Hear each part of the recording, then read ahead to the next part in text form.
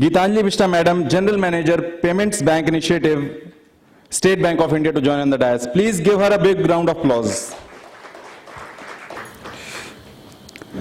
I would request Shri Mukul Sharma, President, Strategy and Planning, Aditya Birla Idea Payments Bank. Give him a big round of applause.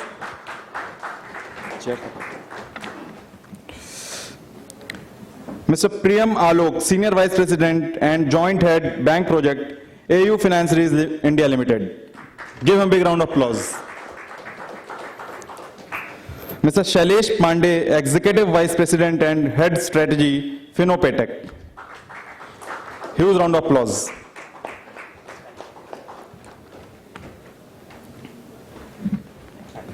So in this panel discussion, various aspects of small finance banks and payments banks will be discussed, and as I said, Geetanjali Madam, she has a very vast experience of heading different verticals in State Bank. She'll be moderating this session. Over to you, Madam.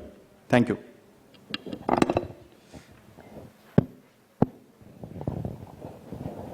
Good afternoon, the organizers and the audience. Is it working? I welcome on dais the fellow speakers here. Before joining this assignment to set up a payment bank in collaboration with Reliance Industries Limited, I was looking after financial inclusion in State Bank of India. During Jan Dhan drive, I was the one who was driving the whole thing. So I have a full, I should say, a 360-degree perspective of what is happening in the lower rung of banking or the bottom of the pyramid, and how do people make money out of the bottom of the pyramid. Actually, banking will not be the same again, nor will financial inclusion be the same again after November 2014, when Reserve Bank of India announced that there's a concept of differentiated banking, and under differentiated banking, small banks and payment banks are licensed to do differentiated sets of activities. Now, when RBI has given this license, a lot of thought has gone into RBI. If we talk of small banks to start with, small banks are mandated minimum to have 100 crore capital, and most of the 10 licensees who have got it, they all have experience of handling small customers as MFIs, and most of them have done it extremely efficiently with very little or negligible NPA, with very little transaction cost, their major constraint being the cost of funds, because of which the loans remain a very high interest loan. So if they have the access to public saving, could be the cost of funds will come down, and these sets of banks can really fill in the gap that the public sector banks are unable to fill in the small ticket loans, where the cost of managing the loans, the way the public sector banks do, is extremely high.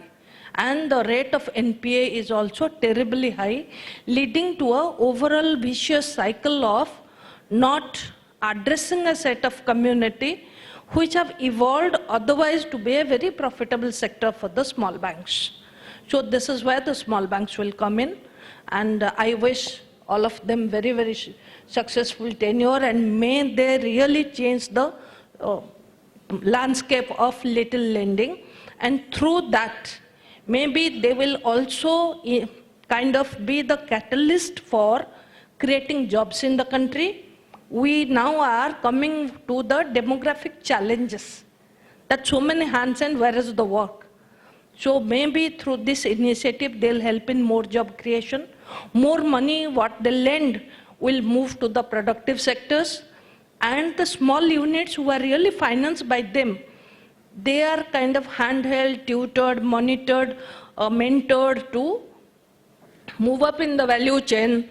And if at some point they are not able to size up, maybe some public sector bank takes over, or some other bank takes over. So I always feel that there is going to be a good relationship between this set of new banks as well as the existing players, and they are going to really do something new in the society.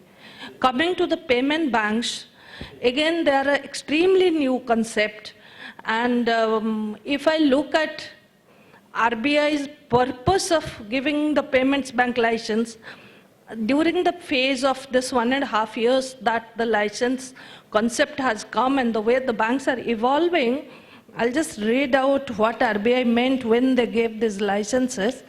RBI meant that the objective of setting up small finance banks and payment bank, some small finance bank will be the provision of saving vehicle fine, supply of credit to small business and small and marginal farmers. Whereas the purpose of setting the payment bank will be further financial inclusion by providing small saving accounts, payments and remittance services to migrant labor workforce, low-income households, small businesses, and other unorganized sector entities and other users. In the last 1.5 years, the way I have perceived it, the payment banks are going much, much beyond this set of prescription. They are in fact looking at deepening financial inclusion.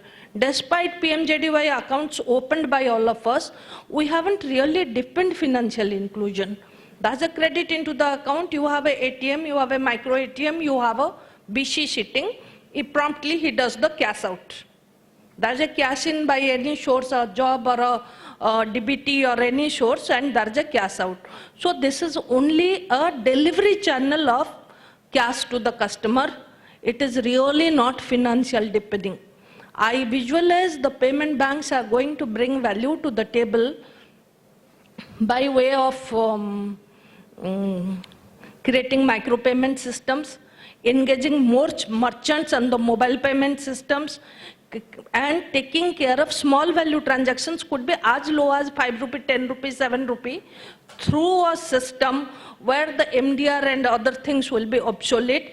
In fact, they are going to be a very, very large challenge to the public sector banks, to the BC management 3 or 4 years, 5 years down the line. Now, if we talk that, how is that possible? When you look at small banks, 2 or 3 of them have a very, very successful IPOs. People lapped up their offering. But 3 of the payment bank licenses have exited the race. I feel it's good. These 2 or 3 players who have exited the space, they could visualize that in the long haul, it's not a very easy game. There is going to be money at the end of the day, but it's a very long tunnel, and it is something for extremely serious people, particularly the one having a network of merchants, touch points, customers, telecom player, or Paytm like a wallet player. It's a game meant for those kind of people, or like the fintech companies who are already BC to several banks. So this is a game meant for such people. It is not a game that is for a short haul. So what the 3 promoters have done, I totally respect their judgment. But I think this particular segment is going to revolutionize banking in the country, because the public sector banks are not going to look at it. They are going to modernize technology. They are going to give equal kind of technology. Technology, end of the day, is a copy-paste matter. In a matter of 3 to 4 months, how smartly you copy what the other person is doing. So Indian consumers are really going to have a great day through the payment banks. With this, I keep the floor open to my speakers.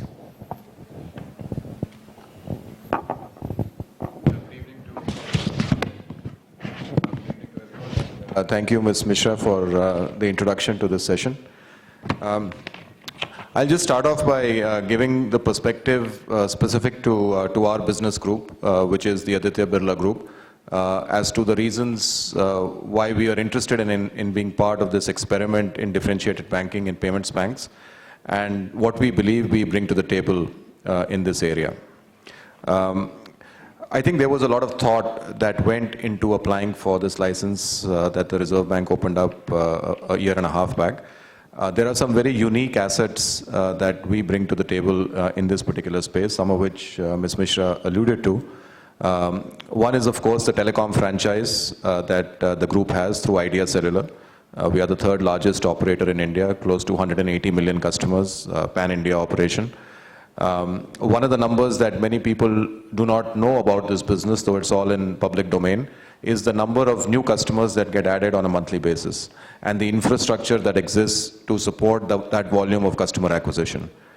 So on a gross basis, every month, the large telecom companies individually add about 10 million plus customers on a monthly basis. So if you take 3 large companies, that's at least 30 million plus others put together. So the industry as a whole is probably in the range of 40 to 50 million new customers that get added. Of course, many customers also leave the network, but the infrastructure exists to onboard a large number of customers. And these are all customers who get onboarded through a full KYC process as per TRAI guidelines, which is very similar to RBI guidelines in terms of the requirements. So that infrastructure is one big thing that comes to the table, and the experience of running a large-scale operation at that scale. By virtue of the fact that this infrastructure exists, there is obviously a fairly large distribution network that exists. In fact, the previous panel, I was listening to one of the panelists mentioning about how banks can possibly look at utilizing some of the retail network of telecom companies for banking services. That's exactly what the telecom companies are looking at doing in terms of utilizing it for banking services. That's a network of 1.5 million outlets that exist in the country, most of them being agnostic to the telco, so everyone utilizes similar network. But they are used to a KYC process, they are used to onboarding customers. They're also used to having a lot of customer footfall. So when it comes to doing transactions, there are people who every month will probably go in 4 to 5 times in a month and do a recharge of as low as 10 rupees on a monthly basis. And that infrastructure and the technology exists to do that at scale. I think that was the reason why RBI invited players with those capabilities in their drive to further financial inclusion, because a lot of those skills exist today in a different industry, but many of them can be used from a banking perspective as well. So that's one piece of why our group wanted to get into this space. A second reason why we wanted to be in this space is, at a group level, we have a fairly large financial services business as well. Through Aditya Birla Financial Services. So we cater to different segments. We have a range of products, whether it is loans or whether it is wealth management products, whether it is insurance, whether it is investing in equities or mutual funds. So there are a range of products that exist, and the challenge in that business is to take these products to customers at scale. So customer acquisition is one of the big challenges for that business, and the payments bank ends up being possibly one of the delivery channels that the financial services group can look at in terms of taking the existing product suite, which is a very rich product suite, to a large number of customers. So that's a second reason why, at a group level, it was of a lot of interest to us. A third reason is that within the group itself, apart from the telecom business and apart from financial services business, we have a range of other businesses in different industries.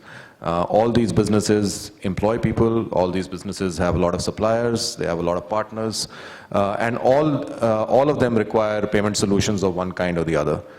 So if we are able to stitch together this ecosystem within the group itself, we can actually do a lot of things. And if we are able to perfect some of these solutions, then we can obviously take them out to other parties. And I think one of the other major reasons for the group is, at the end of the day, banking is a business of trust. And the customer is going to put in his life savings in certain cases with a particular bank, and will only do that if the confidence is there that that bank is going to be stable, is going to be around for a long time, and the customer can rely on that bank as and when he requires his funds. So one of the biggest assets that we believe we bring to the table is actually the Birla brand, the Aditya Birla brand, which stands in all the surveys that we have done with customers. It stands for safety, it stands for security, it stands for reliability, etc. So in a nutshell, I would sum up by saying that from the perspective of our group, there were very clear reasons why we wanted to get into this business. It was well thought through in terms of the decision to apply for the license. So while some of the other promoters may have subsequently realized the challenges of being in this business, I think we realized the challenges up front, and yet at the same time the opportunity was very compelling. And that is the reason why we are here, and that is the reason why we intend to make this business a big success for the group, and in the process meet the objectives that both the government and the RBI have in terms of furthering financial inclusion. Thank you.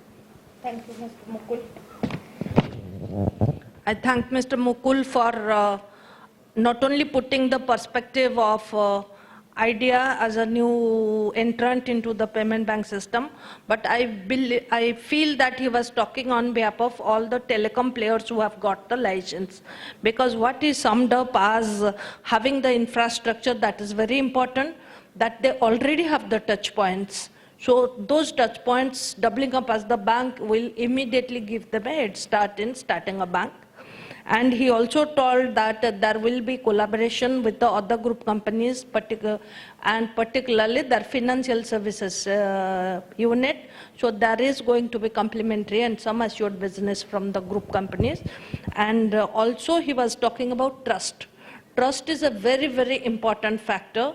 No matter how efficient, how comfortable the bank is, end of the day, I have found from my experience with State Bank of India, end of the day, people think it's worth standing 2 hours in a government bank counter, but to keep money in a government bank because they perceive it to be a trustworthy bank because there's a backing of government. So to that extent, I feel that to come up to the 1 lakh level deposit accretion will take some time for these banks. And there will be always some kind of a collaboration between the new sets of players as well as the entrenched legacy players, so that together they can do some revolution in digital banking. And I'll request the next speaker, Sri Priyam Alok, to tell his views on small bank. Yeah, good afternoon, everyone. I represent AU, which has got a license in principle approval for small bank. Ma'am has already talked about the fact that 10 companies got this license in that space. Maybe I'll start by elaborating as to how a small finance bank is different from a normal, from a universal bank like ICICI, Axis, and HDFCs of the world. Well, there's no major difference apart from 2 criteria. One is that all banks have this target of priority sector lending. So for a universal bank, that target is 40%. For us, it would be 75%. 50% of our loan book has to be having a ticket size of less than equal to 25 lakhs. That's second. And third is, again, it's a common between universal bank and us, is that 25% of our branches have to be in unbanked areas. So these are the 3 parameters. The first 2 is how we are different from universal bank. There is, so we can go to any geography, we can expand all across the country. And this space was created for rural banking, as you can see that we have to have a target of 75% PSL. So this was how we were born. So there were around 72 applicants, out of which 10 got licenses. Out of these 10, 8 MFIs, microfinance institutions like Bandhan got licenses. We are the only NBFC which got this license, and there was one local area bank in Jalandhar capital which got converted from a local area bank to a small finance bank. Now they have a bigger geography to play with. So in our case, the situation is that we are already in 5-6 product lines. We were lending in this segment on the commercial vehicle side, commercial vehicle finance, housing, MSME, SME. We were in all these spaces. And majority of our book, around 97-98%, would be secured loan book. Why I'm saying this is because this is how we are different from the rest. So in MFIs, it's a different model. Most of the book is unsecured, unlike ours, where most of the book is secured. So I'm just trying to give a perspective before we can start this conversation. So this is about us. So now we are in the transformation phase. There can be a lot of challenges for any company which is becoming a small finance bank. First and foremost is the the OPEX and the CAPEX, the operational expenses and the capital expenditure that would be coming in, because to set up so many shops, so many brick and mortar shops, you need to spend money for the infrastructure. The whole there's a paradigm shift in the technology space. So one needs to invest a lot of money on the technology side. While RBI defined that we need to have a capital of 100 crores to apply for a license, the fact is that even the technology alone takes away that kind of money. And that's one big challenge, which all of them would be, having. Two is to ensure, especially in the MFI space, to ensure that there's enough and more compliance as a bank, because, as a bank, you there's a change in the institution, and there's a lot of compliance related stuff with it. There's a second challenge. Third is on the human resource part. So we need to ensure that we hire. So we need to get talent, and that talent, the current pool of talent can be very different and would be very different than what we need to hire. So we have to hire the best talent. So again, the costing part on the human resources would go up. Because if you're asking for the best talent, the bankers who are already, who are skilled in that domain would be coming at a cost. So that will increase the overall expenditure on the employee front. Then on the employee front, there's this training part. So not in all the locations, like we plan to launch with 400 branches on day 0. And not all those locations, in all those locations we can get trained talent, and we'll have to, train our people to become bankers. So training would take away. That's another big challenge that we as banks would be facing. Then would be the marketing part, because you have to rebrand yourself as a loan provider to a full-fledged bank. And that would be true for the entire space, all the 8 of MFIs and us. So that's the third one. And on the distribution strategy, the mix, to get the right mix, so that we somehow beat the cost. So for example, in the previous interaction, somebody touched upon the micro ATMs part. So ATM again is a big expense for all the banks, even the ones who have settled in the trade. So what should be the right mix for the small finance banks for ATMs, and how many micro ATMs and how many other kind of ATMs? And plus, the theme of this event is digital banking. So the whole world is transforming, rural and urban alike, to this digital banking space. So to think that if we are rural, we can keep digital aside, is a wrong thought. So we have to be in sync and in pace with other banks, universal and small finance banks, on transforming on a digital platform. So these are some of the items. I thought I'll just talk about the theme of the discussion, which are facing the small finance banks. Some have already launched. Capital Local Area Bank has already launched on 24th April as small finance bank. It's a Jalandhar-based company. And you have Equitas, which is applied for a license. So maybe I can add one more point about it, that there was this thing of equity infusion of the promoter. So 40% of the company had to be promoters' equity. So there again, a lot of companies which got the licenses, were operating at a very low promoter equity, and therefore, some of them have come up with IPOs or going ahead for private placement. So once we adhere to RBI's guidelines, then that's when people are applying for licenses. And I think the next ones would be Equitas and Janlakshmi, which would be launching. So this whole year there would be launches happening, and we plan to launch sometime early next year. So that's from me. Maybe you can.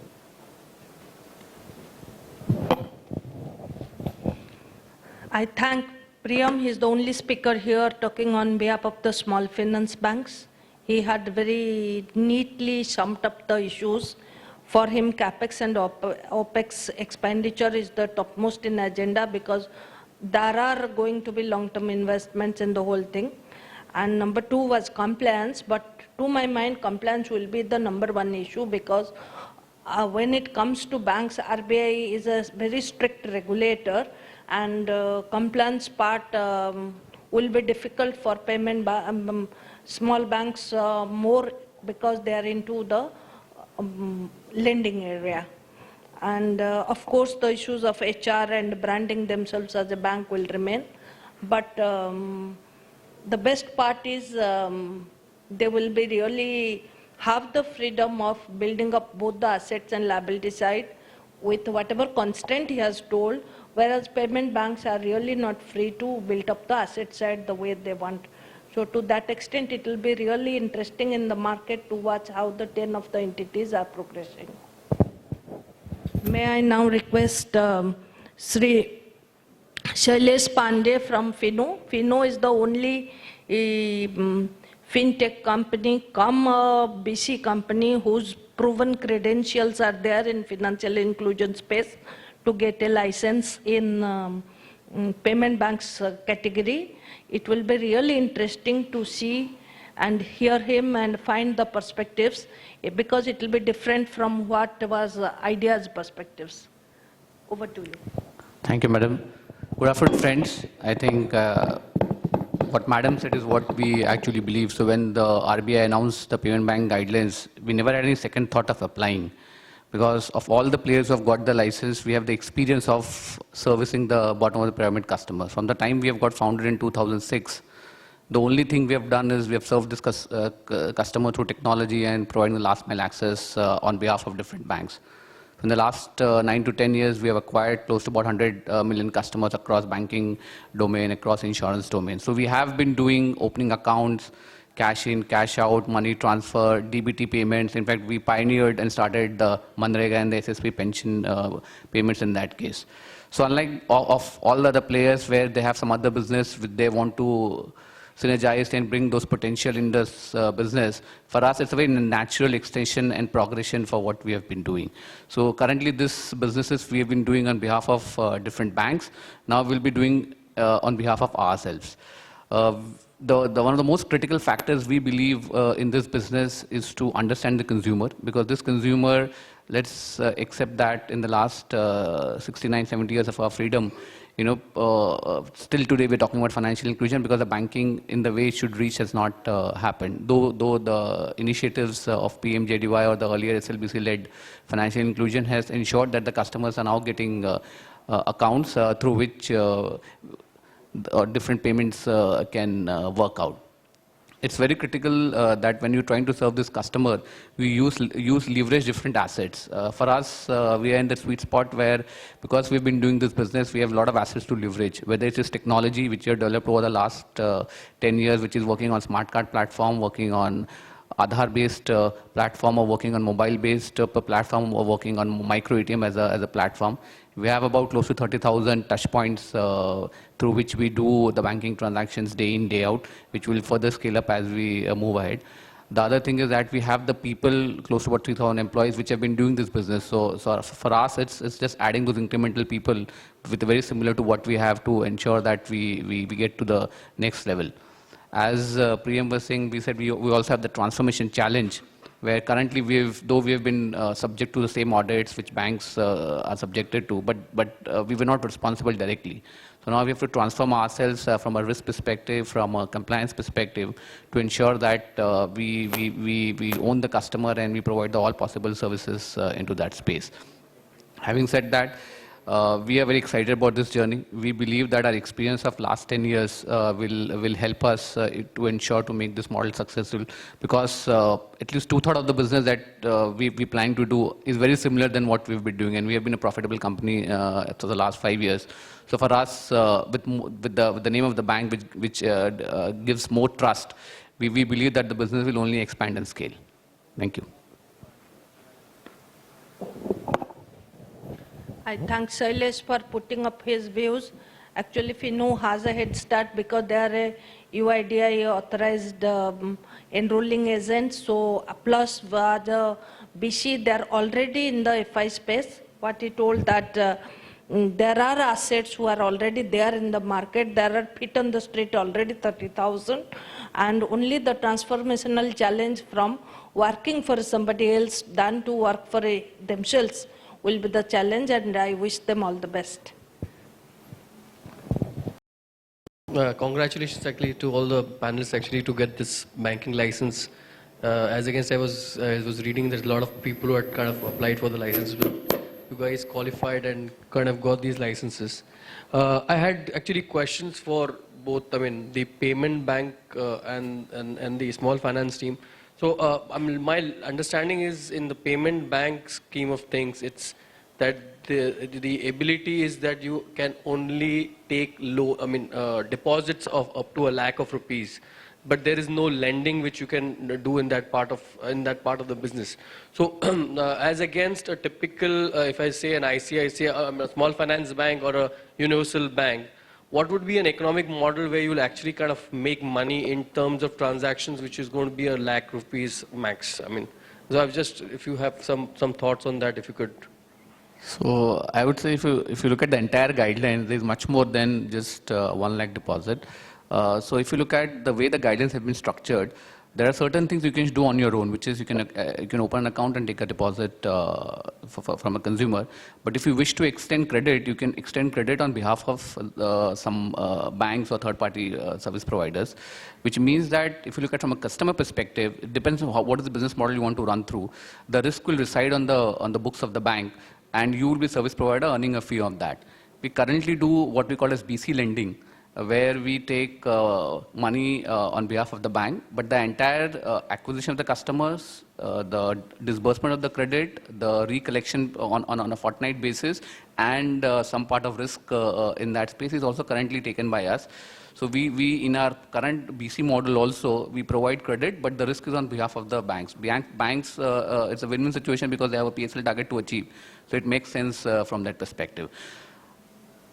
Then you have the opportunity, which is a money transfer business, which is remittance. I don't know if you're aware, but today close to about 4,000 to 5,000 crores of money transfer happens on a monthly basis across the country, and which is expanding at a 25% CAGR in that space, and which is quite a well-established model today among different players who are doing it. So money transfer for the migrant labor, for us, it's so simple and it's actually free in that space. For them, it's quite tough into that model. So that's another revenue line which is there. So apart from taking deposits, doing a third-party credit, then the remittance, fourth comes the payment ecosystem.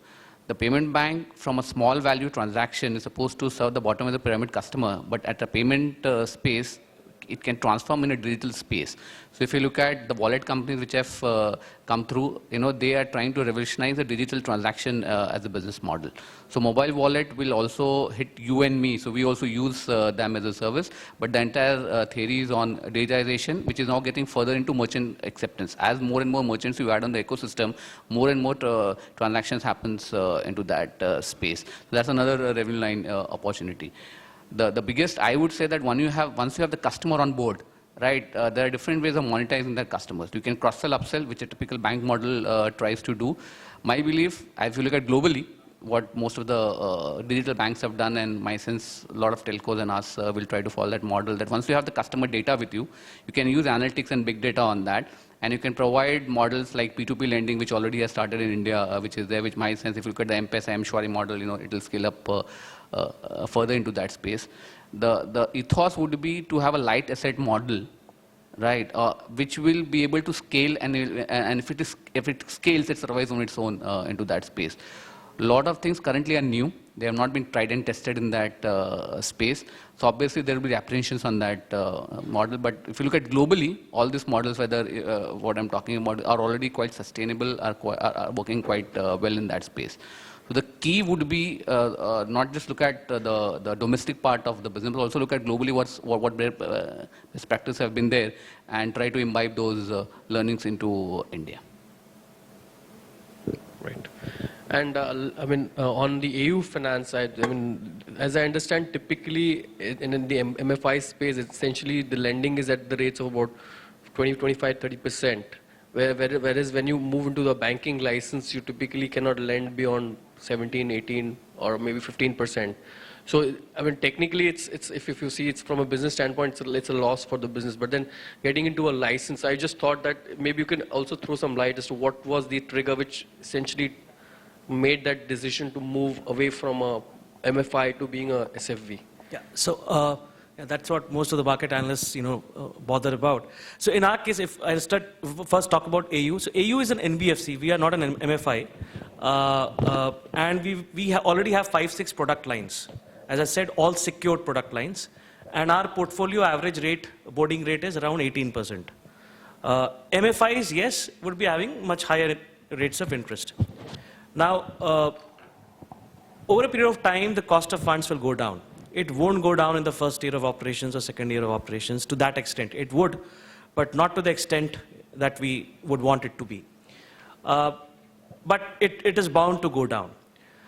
I'll first talk from an MFI standpoint, although I'm not an MFI, but what is plus for them is that now they have the leeway to lend multiple items. So first and foremost, they have to increase their product suite. You cannot operate just on the basis of one kind of product, which is unsecured right now. For them, they can all kinds of businesses like us, like AU, which is commercial vehicle finance. MSME is a huge segment which is untapped by private and public sector banks. I was reading an article. It's the credit hunger is around 40 lakh crores. And right now, our credit outstanding as a banking industry is just 7.5 lakh crores. So, and out of this 40 lakh crores, which they want, 78% of it gets financed through their personal sources or through a sahukar, as somebody mentioned in one of the conversations. So there's a huge space in MSME. There's a huge space in the SME segment as well, even at higher boarding rates. Most of the banks vie for the most cream sections of the society, and that's where the rate negotiations happen, and it becomes difficult for them. It's the same customer is wooed by five banks because he's the best customer out there. But to those customers who are not the best of the lot from a credit underwriting standpoint, there are not too many players lending here. So they can increase this product suite and make it more and more secured from the current unsecured stuff that they have. Yes, margins will come down, but then my portfolio becomes very diversified and my risk is mitigated. And I'm expanding in multiple product lines, so my volume will go up. The most important thing here, as ma'am was also pointing out, was the NPA and the method of credit underwriting. Now, there are a lot of scoring models which have come up and which needs to be devised. All markets need to be assessed differently. Maharashtra would behave differently from a Rajasthan than a UP and a Northeast. So the different markets will have different finer points, and those finer points need to be properly understood by the local set of underwriters. So underwriting is the key. As long as I'm maintaining my net interest margin, and as long as I'm taking care of my NPAs, it doesn't matter even if the rate of interest comes down. So typically in the industry, secured loans, even if we go for a secured loan, a car loan will cost you 10%, or a home loan will be coming at 10% reducing balance, whereas a personal loan, which is unsecured, would come at 13-14% even to the most privileged customer. So unsecured and loan obviously would be higher. That's why this MFIs, which are primarily unsecured, are operating at a higher level. But if they increase the product suite, that's the key, and maintaining the credit quality.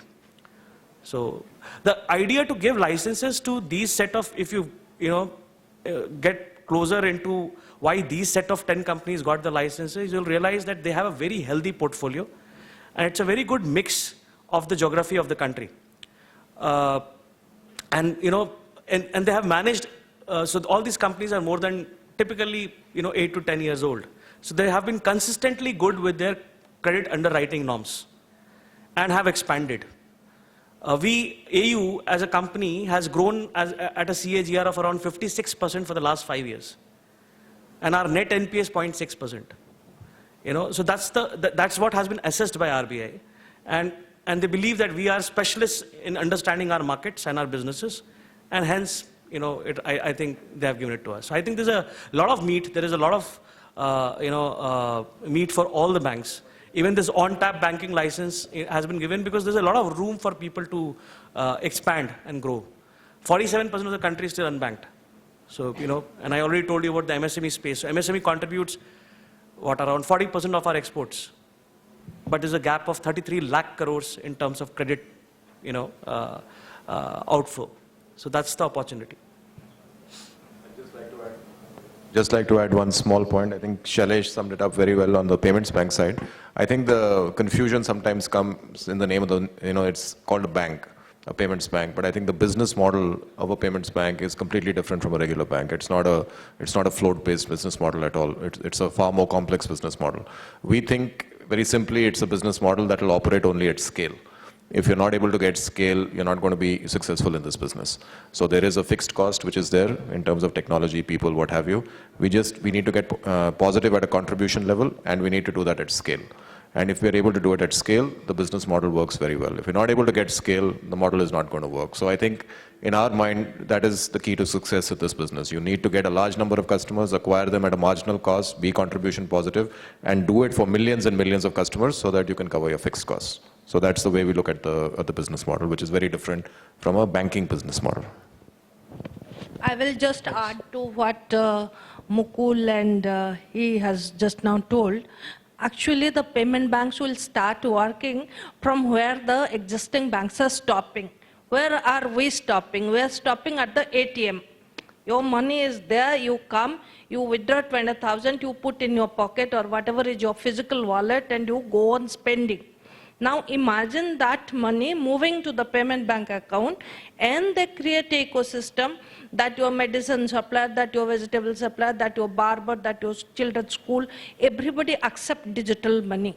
So making the system both cashless and cardless, they are the only entities who are going to do it.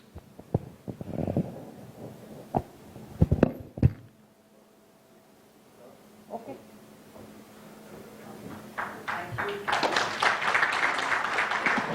Thank you very much, ma'am. Thank you for this very enriching session. Here it ends. And I thank the moderator as well as the panelists on stage. And this session on scope and challenges for small and payment banks among public and private banks. We had a small bank from Jaipur, and also we have a representative from the largest bank of the India. So with this variety of stakeholders, I hope you all liked this the discussion in this session. I request now session moderator Ma'am Gitanjali Mishra to present mementos to our eminent panelists. First to Mr. Mukul Sharma from Aditya Birla Idea Payments Bank.